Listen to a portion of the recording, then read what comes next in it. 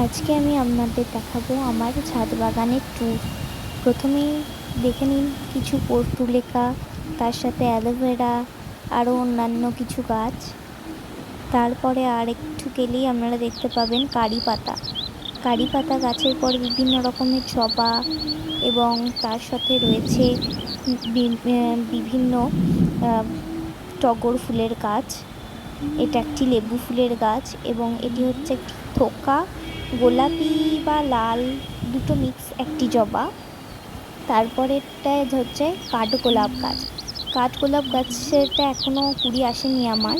তারপরে এটি হচ্ছে করবী, যেটি সারা গ্রীষ্মে আমায় প্রচুর ফুল দিয়েছে। তারপরে হচ্ছে টেকোমা, সাদা জবা।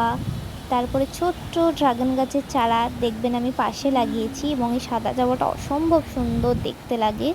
এবং তারপরে রয়েছে শিউলি ফুলের গাছ।